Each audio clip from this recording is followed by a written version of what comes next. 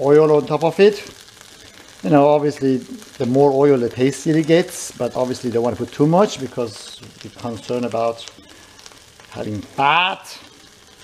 But other than that, you know, a reasonable amount, 2, 3, 4 tablespoons equivalent.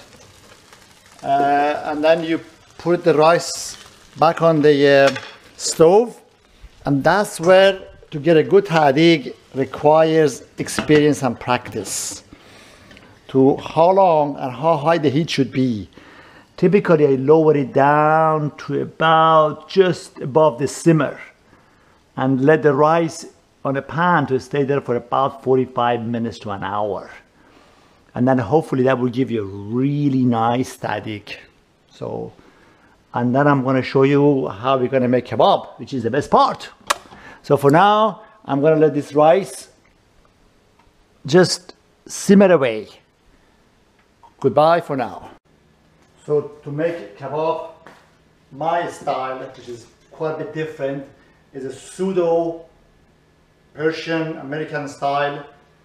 What I'm going to use is a whole onion, a bunch of coriander, or in this case gishniz, and tarragon or tarhun, and of course I'm going to put them all inside that blender and really mix them or cut them to fine pieces, almost make them into a creamy soup lookalike. So really finely done. And then I'm going to use that with the mincemeat. So for now, these are the 4, oh, plus a chili pepper, of course. 1 chili, a bunch of cilantro, I call them gishniz, or cilantro, and some good mixture of tarragon. Tarragon really gives you good flavor. Kind of a tangy, bitey taste into it. Okay, here we are. Now I put all the cilantro, onion, and pepper, and tarragon, and put them in this blender and got them into really fine, like almost creamy soup. So I'm going to mix that with the mincemeat. So here you are, you can see, perfectly fine job. Now I'll show you the rest in a minute. Okay, now what I have done is, here's about 3.5 to 4 pounds of lean minced beef or ground beef. I put a mixture of tarragon and cilantro, a couple of eggs, and salt and pepper. You know, probably about approximately 2 teaspoons, 1.5 teaspoons of salt, and about 3/4 of pepper. And put them together in here, and I am going to go to town by mixing it, and that's going to be the hard work.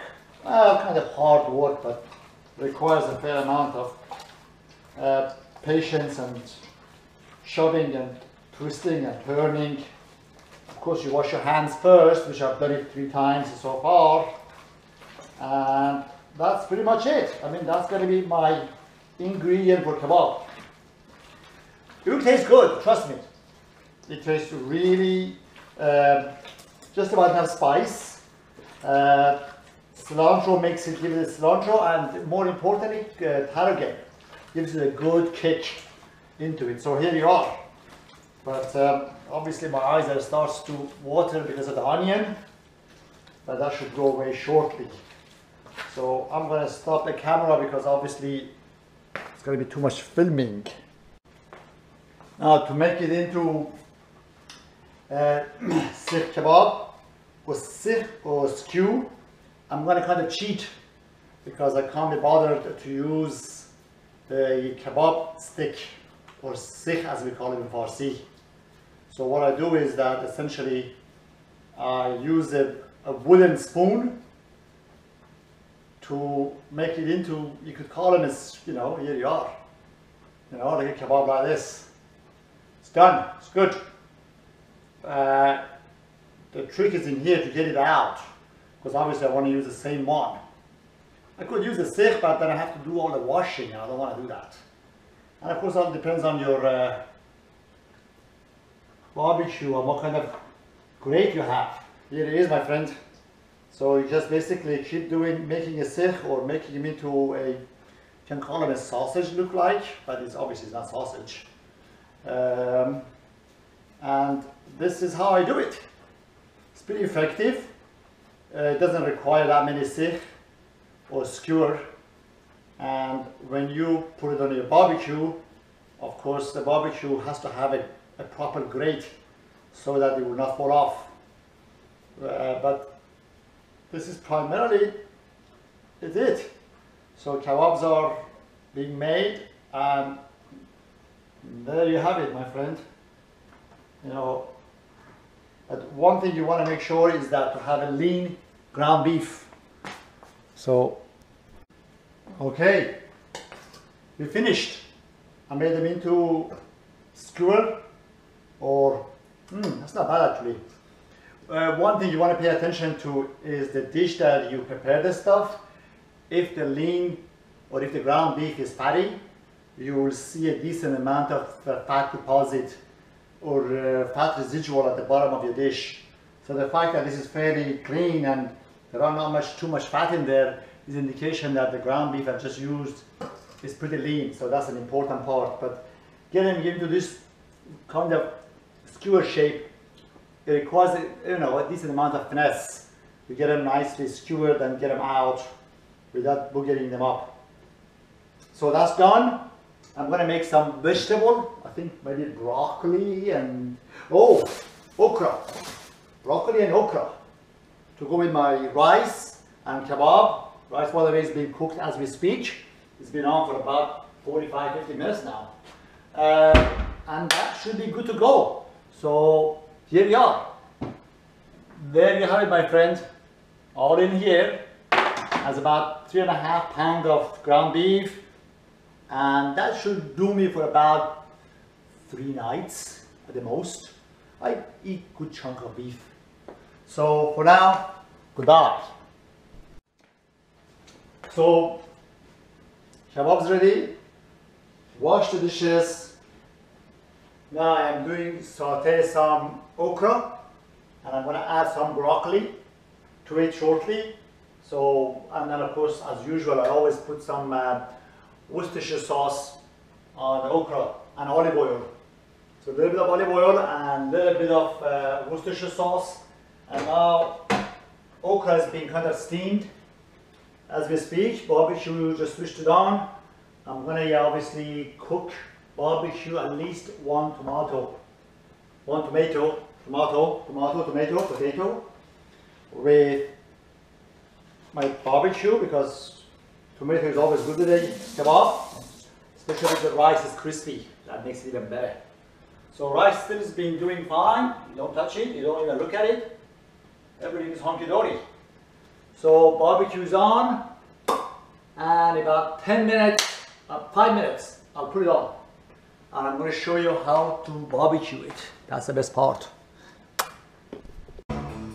Okay, we are into the next phase of cooking vegetable. I just added some broccoli. In fact, you know what, if I take the camera here to show you the details. Here it is. I have the okra and some broccoli, and I'm going to turn it down, and that should be about 7, 8, 10 minutes for it to get ready. And in the meantime, I am going to go and do the kebab with that device and a fork, and those stand so close to me. Okay, and this is it. So I'll show you briefly the rest. I've already cleaned it, but I'm just going to give it I'm going to grease it up essentially. So what you see in here is a towel with I spray some oil on it. So here we are. It's getting greased up because it's just too hot.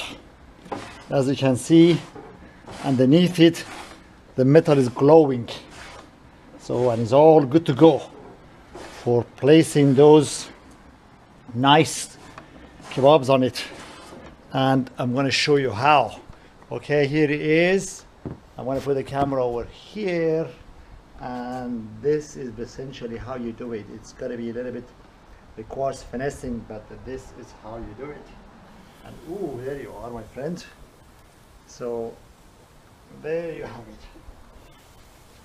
it. And then you just transport them one by one over here.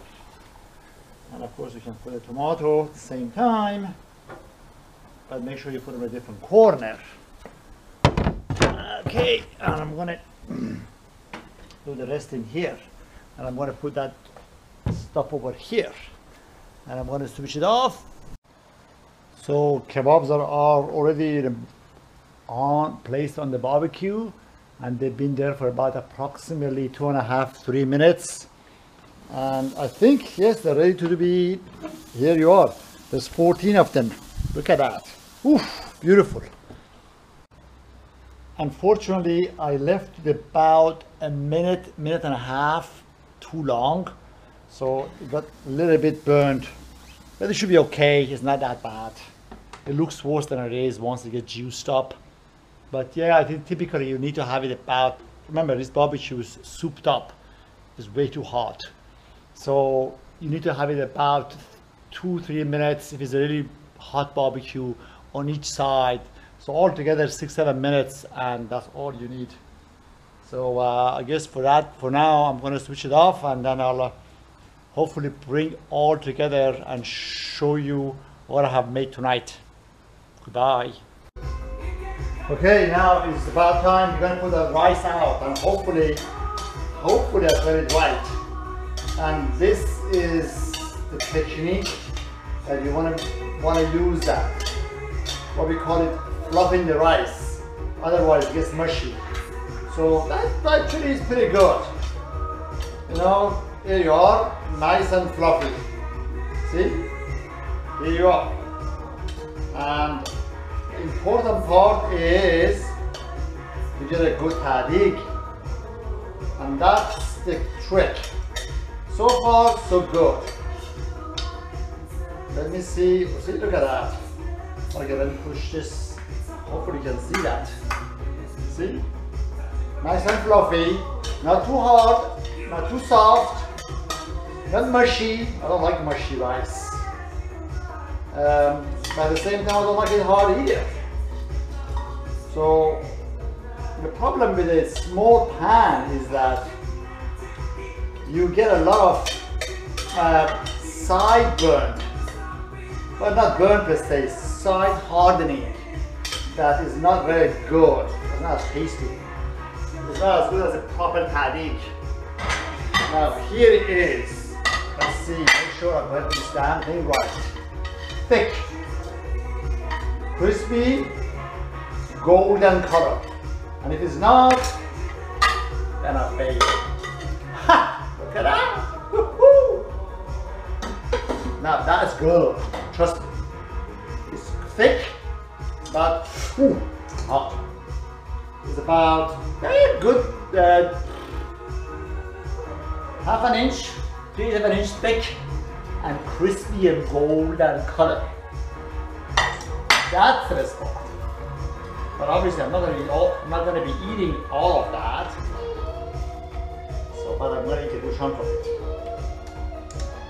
So, and here's the kebab. Look at that.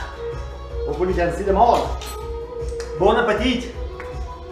Bon appetit to myself, to you, and hopefully you've got everything dialed in. I'm going to show you the kebabs. Well, like I told you, a few of them got burned a little bit, but only one side. And I think there's enough food for me tonight. Would you say so? But this is it, my friend. This is it. Goodbye. So I guess, as they always say, the proof of the pudding is in eating it. Here you are. You know what? Perfect. Juicy, not too cooked. Perfect. And right amount of spice, maybe actually a tad too hot on pepper. But otherwise, bon appetit. Tastes good. Everything looks good. I washed the dishes. And listening to 80s